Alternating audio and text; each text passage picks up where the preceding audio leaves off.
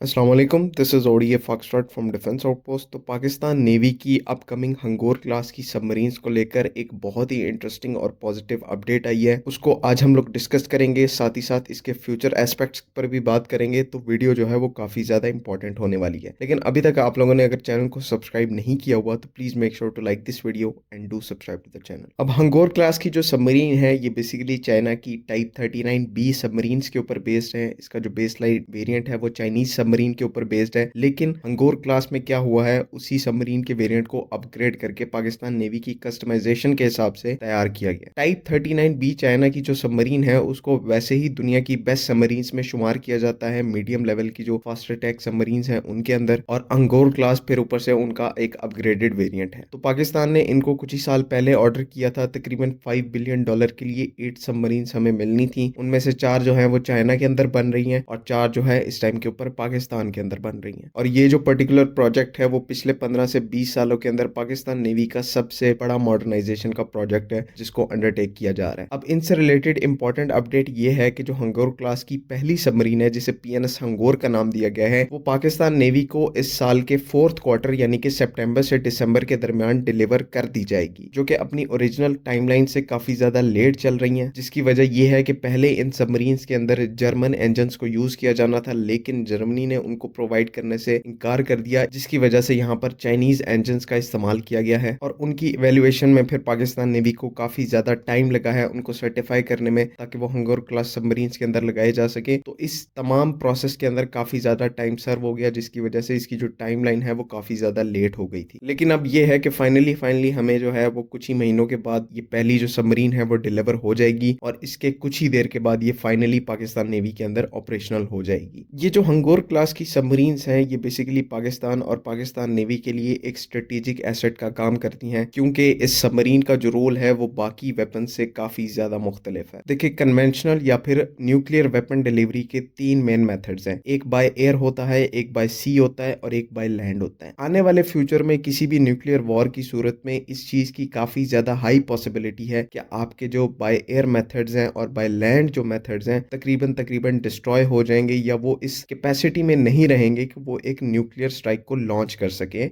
Enemy के खिलाफ। लेकिन जो बाय सी वेपन डिलीवरी का मेथड है, न्यूक्लियर वेपन डिलीवरी का, वो उस टाइम के अंदर भी इफेक्टिव रहेगा। और इसी वजह से पूरी दुनिया में as a second strike capability या सेकंड स्ट्राइक मेथड जो है वो बाय सी या फिर सबमरीन्स के तौर पर सबमरीन्स को यूज किया जाता है। तो हमारे केस में पाकिस्तान और इंडिया के केस में इंडिया पहले ही सेकंड स्ट्राइक कैपेबिलिटी को हासिल कर चुका है। उनकी जो न्यूक्लियर सबमरीन्स हैं जो कि न्यूक्लियर प्रोपल्शन को भी यूज करती हैं और न्यूक्लियर बैलिस्टिक मिसाइल्स को भी कैरी करती हैं, उनकी आईएनएस अरिहंत है, अरिहंत क्लास की जो सबमरीन्स हैं वो टोटली न्यूक्लियर केपेबल सबमरीन्स हैं। तो इंडियंस के पास एक काफी अच्छी न्यूक्लियर स्ट्राइक कैपेबिलिटी या फिर सेकंड स्ट्राइक कैपेबिलिटी मौजूद है, जो कि उनके लिए एक न्यूक्लियर ट्रायड फॉर्म करता है। ट्रायड का मतलब है कि आप बाय एयर भी न्यूक्लियर वेपन्स को डिलीवर कर सकते हैं, बाय सी भी कर सकते हैं और बाय लैंड भी कर सकते हैं। ये 3 तरीके न्यूक्लियर ट्रायड के 3 साइड्स को रिप्रेजेंट करते हैं। वेयर एज अगर आप पाकिस्तान के केस में देखें तो ये चीज एब्सेंट है। हम बाय एयर अपने एयरक्राफ्ट से वेपन्स को डिलीवर कर सकते हैं, न्यूक्लियर वेपन्स को, बाय लैंड अपने बैलिस्टिक मिसाइल्स के जरिए वेपन्स को डिलीवर कर सकते हैं। लेकिन इस टाइम के ऊपर हम लोग बाय सी न्यूक्लियर वेपन को या फिर न्यूक्लियर वॉरहेड को डिलीवर नहीं कर सकते। और यही एक प्राइमरी वजह है जिसकी वजह से हम लोग हंगोर क्लास की सबमरीन्स को प्रिक्योर कर रहे हैं। अब हंगोर क्लास की सबमरीन्स में क्या है, एक तो बहुत ही ज्यादा केपेबल सबमरीन्स हैं और पाकिस्तान नेवी में आते ही ये पाकिस्तान नेवी का सबसे केपेबल एसेट बन जाएंगी। दूसरा, सबमरीन्स तो केपेबल है ही है, साथ ही साथ इसके ऊपर ऑन बोर्ड जो एक वेपन सिस्टम पाकिस्तान इंटीग्रेट करने जा रहा है वो और भी ज्यादा इसको केपेबल और लीथल बनाता है। अब वो वेपन सिस्टम क्या है, Babur 3 nuclear capable submarine launched cruise missile, और इसकी भी जो डेवलपमेंट है वो तकरीबन कंप्लीट हो चुकी है। और ये एक स्पेशल कस्टमाइज्ड वेरिएंट है बाबर क्रूज मिसाइल का, जो कि